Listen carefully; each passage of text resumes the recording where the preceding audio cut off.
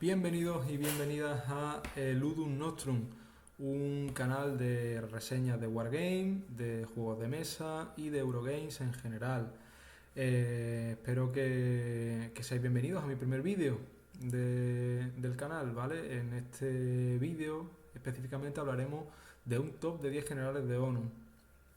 Tengo que decir, primeramente, que este top de 10 generales no hace referencia a un tier, ni quiere ser una lista de referencia, ni de alguna forma decir que son los mejores generales del juego, ni algo así. Son los que yo personalmente considero los mejores del juego, pero ya digo, sin ningún tipo de pretensión, ni con ninguna ni con ninguna intención de hacer escuela con esto, ¿vale? Es simplemente pues hablar un poco de cuáles son las características que me gustan de esos generales y que considero que hacen que esos generales para mí sean superiores, ¿no? Si bien es cierto que 10 generales de ONU se queda muy corto, hay muchos generales en el juego y creo que solo 10 generales se hace muy corto, pero bueno, de alguna forma entender que ha sido difícil llegar a agrupar esos 10 y hay muchos generales como Espartaco o como Turbo que se van a quedar fuera y otros muchos que aún así a mí también me gustan, pero bueno, en este caso vamos a empezar hablando de esos top de 10 generales de ONU que he decidido incluir. Vamos a empezar con el top 10, ¿vale? El top 10 para el puesto número 10 para Ghana, una generala germana que era una sacerdotisa de las tribus de los Semnones, lo tengo aquí apuntado, no vaya a ser que me pierda. Es una sacerdotisa y está muy bien hilado porque, bueno, al ser sacerdotisa no hace que tu unidad sea más fuerte o más defensiva, ¿no? Y es muy curioso lo bien que lo han hecho. Y además que de alguna forma la habilidad también tiene mucho sentido con el tema de una sacerdotisa. Vamos a empezar por sus 15 puntos, los que encarece al ejército. Tiene 7 de liderazgo, por lo que empezamos con 7 cartas en la mano, que siempre es interesante. Ya sabéis que 6 siempre es bastante escaso y todo lo que esté por encima de 6 creo que es muy relevante, ¿no?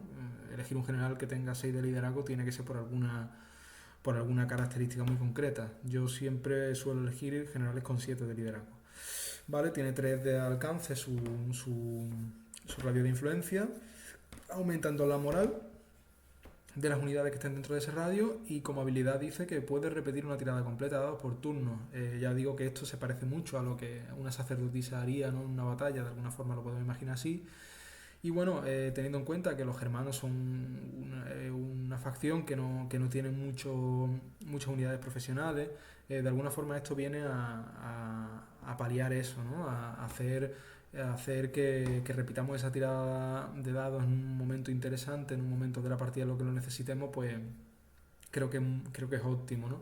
Entonces por eso Gana va a ser una general la que se va a quedar en el top 10 siendo muy buena sin llegar a otras posiciones mucho más arriba, ¿no?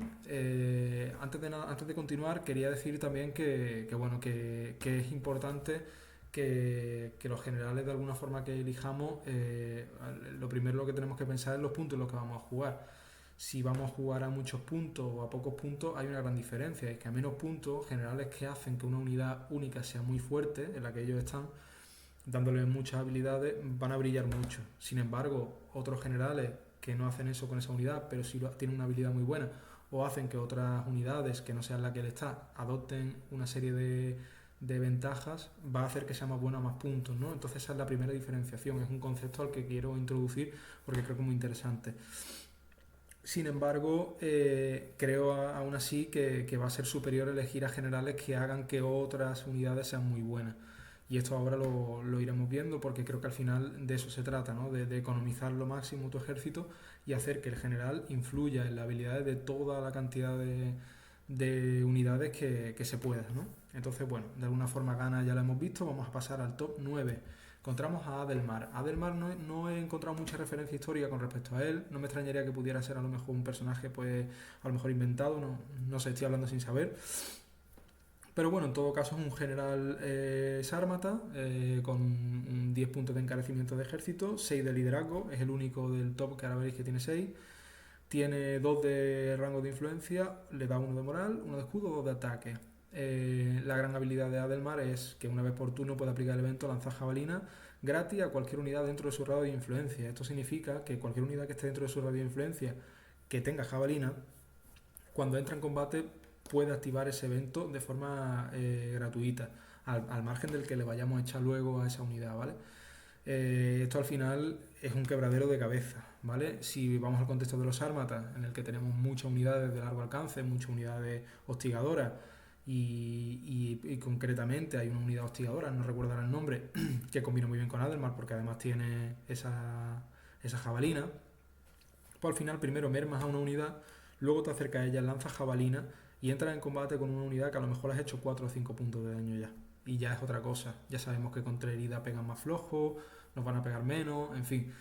Y además Adelmar lo podemos acompañar con una serie de unidades y darle a esas unidades para que no tenga que entrar necesariamente él. Vemos el +2 de fuerza, es muy típico de los sármatas para esos hostigadores, ¿no? Entonces un general interesantísimo que se queda en el top 9 sin llegar mucho más arriba, pero sin embargo una posición muy digna, ¿no? Para Adelmar. Vamos a pasar al top 8, que vemos a Surena en el top 8, ¿vale? Surena fue un general parto armenio que luchó contra Craso, ¿vale? Cuando Craso se decide a invadir Partia, pelea contra él en la batalla de Carra y le inflige una derrota tremenda al ejército romano. La estrategia de Surena fue básicamente una lluvia de flechas y hostigadores. Eso fue lo que hizo, además hostigar al ejército incluso en la retirada hasta que finalmente capturaron a Craso y lo mataron, ¿no? Surena encarece nuestro ejército un 25%, entra con 7 de liderazgo, que está bastante bien, ya digo, 7 cartas en mano, 2 de radio de influencia, 1 de moral, 1 de escudo y 1 de fuerza. Bueno, Surena por esos números es interesante, aunque ese 25 es bastante alto, ya hemos visto los anteriores. Si a alguien no le suena Surena es porque Surena aparece en Triunvirato, ¿vale? Los anteriores aparecen en el Onus Traianus y Surena aparece en el Triunvirato. Entonces a lo mejor si no hemos comprado todavía esa expansión, pues a lo mejor no lo tenéis, ¿vale? Lo interesante de Surena es su habilidad.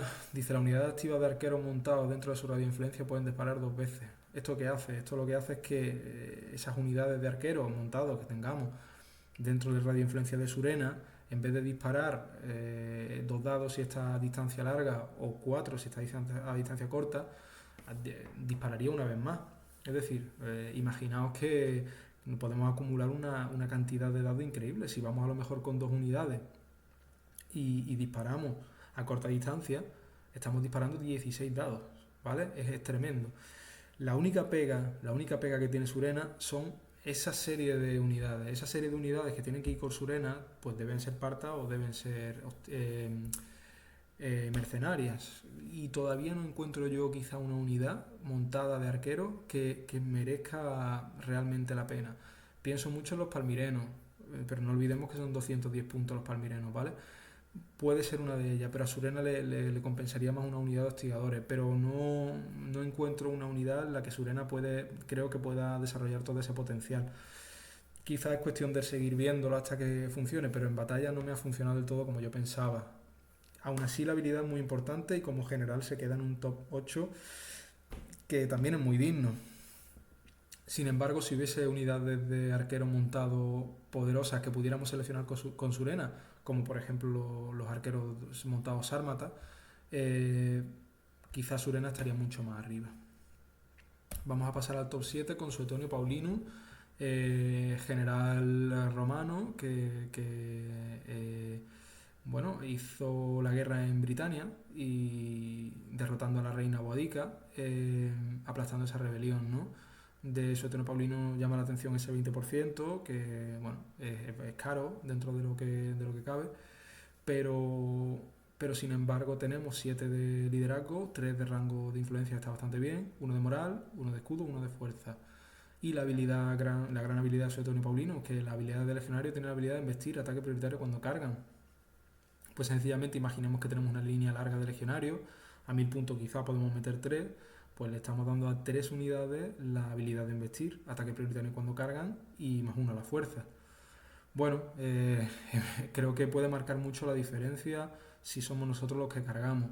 Hay que tener en cuenta que a más puntos, Suetonio Paulinus va a hacer que todavía sea mucho mejor. Si estamos jugando a 1500 puntos y queremos meter a lo mejor 6 unidades de legionarios, pues bueno, estamos replicando esa habilidad 6 veces, por lo cual solo por un 20% de encarecimiento del ejército vamos a tener mucha más esa habilidad, ¿no? es muy interesante. Creo que le da un punto a las unidades de legionarios, que ya son unidades buenísimas de por sí, con un coste de punto muy razonable. Esa habilidad extra que puede marcar la diferencia en un momento. Sabemos que con ataque prioritario quizás hemos hecho 3 heridas y ya empezamos ganando ese enfrentamiento y seguramente lo ganemos. Por todo lo demás también tenemos un 7 de liderazgo que nunca viene mal y el radio de influencia de 3. Vamos a pasar al top 6, donde encontramos a Vercingetorix, ¿vale? Vercingetorix tampoco creo que necesite, este caso no necesita mucha presentación. Vercingetorix el galo luchó contra Julio César, poniéndole bastante difícil su invasión de las Galias, y al final pues bueno, fue derrotado, ¿no? De Vercingetorix nos llama también un poco la atención ya un 30%, un coste ya de los más altos, 7 de liderazgo, que es bastante, 3 de radio de influencia, 2 de moral, que sube bastante la moral, 1 de escudo y 2 de fuerza. Eh, bueno, me parece muy interesante siempre el 2 de fuerza con el 1 de escudo.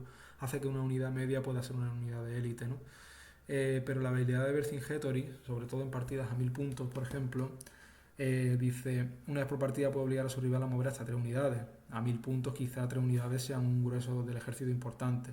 A su elección que no estén combatiendo ni contengan al general en la dirección que desee. El movimiento no puede terminar en carga.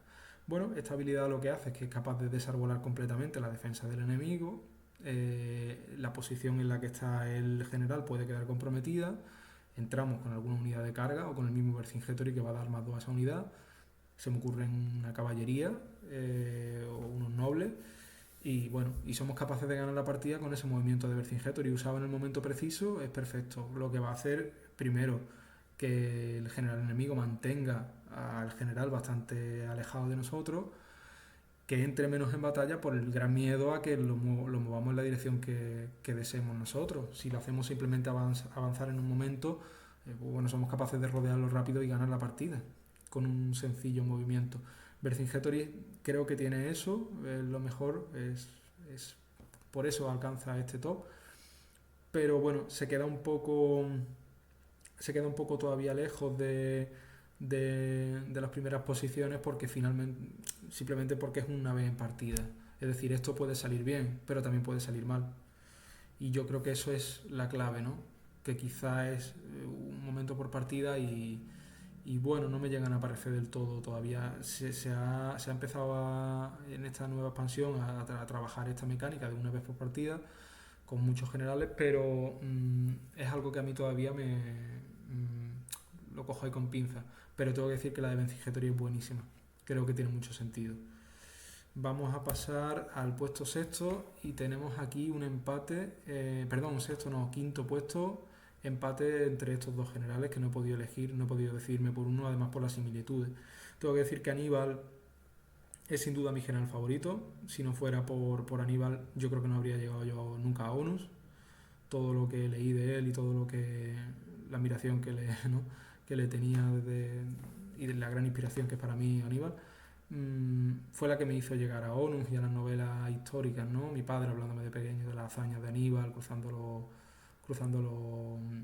cruzando los Alpes, ¿no?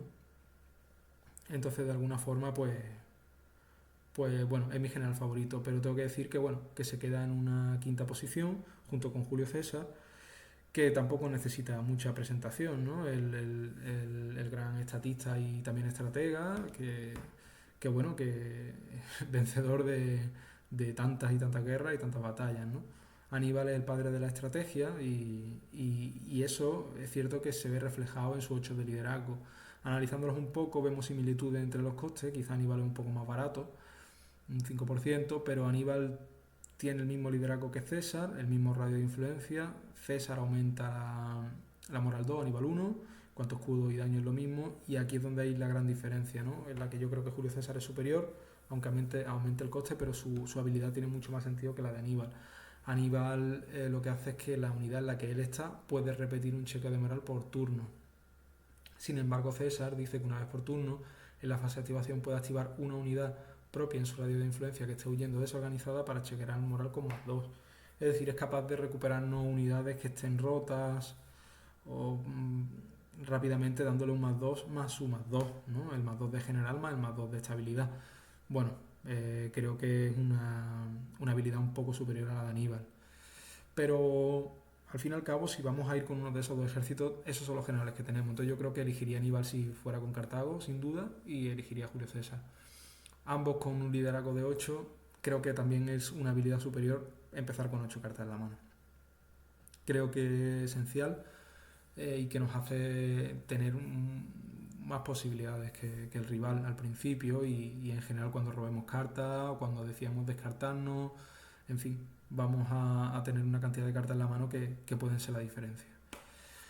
Vamos a pasar al puesto número 4. Creo que a partir de ahora es importante decir que cualquiera de estos puestos podría ser ocupado por otro, es decir, por otro de esos 4 puestos, ¿no? Es decir, que tanto el primero podría estar en el segundo como en el tercero porque es muy difícil discernir llegado ya a este extremo, pero creo que lo he elegido en base un poco a esas habilidades y a esa repercusión que yo creo que pueden tener en partida y a lo que yo he experimentado como jugador.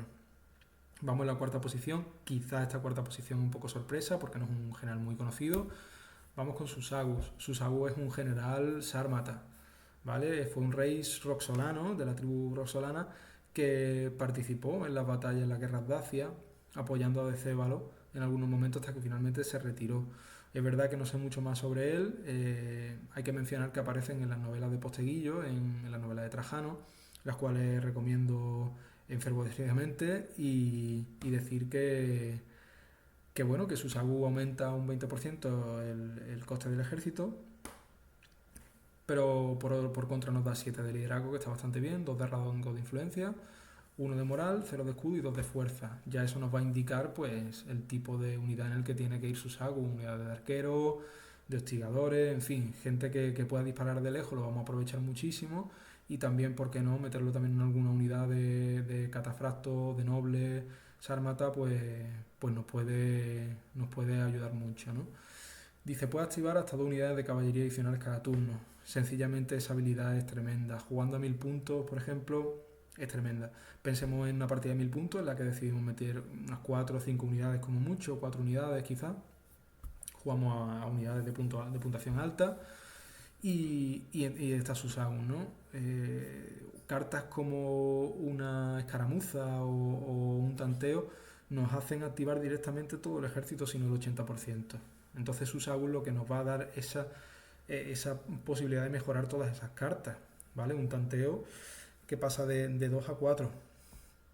Bueno, yo creo que sencillamente es extraordinario. Hay que decir que primero tenemos que activar, ¿no? Yo entiendo que primero se tiene que activar porque es 2 unidades de caballería adicionales a las que activemos. Pero bueno, con solo una carta que active una unidad, Susagu ya va a activar otras 2. Esto lo que va a hacer es que constantemente todas las unidades las podamos activar. Podamos reservar cartas que activen a todas las unidades para momentos en los que no lo necesitemos. O incluso esas cartas que puedan tener unos eventos muy importantes. Eventos, se me ocurre por ejemplo el que dobla el daño o doble fase de ataque. Bueno, muchas veces está ligado a activar todas las unidades, ¿no? El evento viene unido con la carta de activación y sin embargo podemos guardárnosla porque no nos va a hacer falta activar todas las unidades porque tenemos un par de escaramuzas en la mano, ¿vale? Creo que eso es la gran diferencia de Susagu, que hace que el ejército sea muy móvil, muy operativo y finalmente pueda marcar la diferencia. Vamos a pasar al top 3 y ya digo, quizás el top 1 y 2 imagino que se puede llegar a imaginar si jugamos regularmente a ONU, pero el top 3 quizás sorprende a algunos que sea Epaminondas. Epaminondas fue un general tebano que acabó con el yugo espartano y le devolvió de alguna forma a Tebas el esplendor. Epaminondas encarece nuestro ejército un 25%, tiene 7 de liderazgo, que está muy bien, 4 de influencia, del ratio de influencia, ¿no? Rango de influencia que es bastante, más 1 de moral, 1 de escudo, 1 de fuerza. Pero la habilidad de todas sus unidades de falange se considera que tienen Sarisa. Bueno, la Sarisa es probablemente una de las habilidades más rotas del juego. Las Sarisas nos otorgan ataque único, en el caso en el que peleemos con una unidad que no tenga ningún ataque preferente, ya sea una caballería con embestir o ya sea con otra unidad con falange, nos otorga ese ataque único. Entonces, bueno, entramos en batalla y entramos en la carga, entramos en contacto y hacemos daño nosotros y ellos no, hasta el siguiente turno en el que van ellos. Sencillamente es increíble, es una forma de hacer una unidad tremendamente fuerte. Hay que decir que las unidades griegas que tienen falange, todas tienen Sarisa. Pero claro, tened en cuenta que él está pensado para mí no jugarlo combinándolo con Atenas, por ejemplo. Si jugamos combinándolo con Atenas y tenemos hoplitas atenienses, que son muy buenos, 180 puntos, con una serie de habilidades buenísimas, y encima le vamos a dar Sarisa, pues bueno, imaginaos que tenemos eso, 3 o 4 unidades de falange ateniense, pues van a tener Sarisa. A esto me refería cuando es un general que es capaz de darle muchas habilidades a muchas unidades. No solamente mejora la que él está, sino que mejora toda esa cantidad de unidades. Es un general formidable. Por eso queda en el puesto número 3, pero ya digo que podría estar en el 1 o en el 2, y cualquiera de los que están en el 1 y el 2 podría estar en el 3. Vamos a pasar al número 2, que yo creo que ya de alguna forma no lo podemos imaginar. Tenemos a Trajano. Trajano en el puesto número 2, 30% de coste. De Trajano hay que decir poco, ¿no? El emperador hispano que llevó al esplendor al imperio. Curiosamente era sevillano. Yo soy malagueño y él sevillano, ¿no? Andaluz, emperador andaluz, que, que tiene eso, un 30% de coste, es bastante, 7 de liderazgo, 3 de rango, 2 de moral, 1 de escudo, 1 de fuerza. Dice, al final de su turno roba una carta de acción adicional. Bueno, qué decir de eso, ¿no? Jugar con una carta de acción adicional da muchísimo, nos otorga muchas posibilidades. Imagina jugar a 5 turnos, 6, 7 turnos, está robando 7 cartas más que el adversario. Nos puede dar la posibilidad de no estancarnos, nos puede dar la posibilidad de no tener que echar turnos en blanco robando cartas y dándole turnos al contrario. En fin, creo que Trajano es un general que nos da esa posibilidad y hace que nuestro motor de cartas sea siempre muy regular, buscar ese evento que necesitamos, esa carta de activación en el momento concreto, y va a hacer pues una gran diferencia, ¿no? Por eso que he elegido a Trajano en el puesto número 2, pero podría estar también en el primero, aunque en el primero encontramos sin duda a uno de los más grandes generales de la historia y a uno de los personajes más míticos también de la historia, Alejandro Magno. Bueno, ¿qué decir de Alejandro Magno, no? El vencedor de Gaugamela no necesita ninguna presentación. 30% de encarecimiento del ejército, 7 de liderazgo, 4 de rango de influencia, 1 de moral, 0 de escudo, 2 de ataque. Bueno, Alejandro tiene una habilidad que es la de movilidad, toda su caballería mueve +1 adicional. Bueno, yo creo que ese +1 adicional de la caballería marca mucho la diferencia. Hace una caballería que es muy potente, la caballería macedonia, aún más potente porque se puede mover mucho más. En el momento en el que creamos una línea, una ruptura en la línea enemiga, somos capaces de colar por ahí una caballería que rápidamente pueda alcanzar a un general que esté desprotegido o alguna unidad de arquero o cualquier historia. Y bueno, esa movilidad es lo que hace la gran diferencia. Ya te digo, a toda su caballería.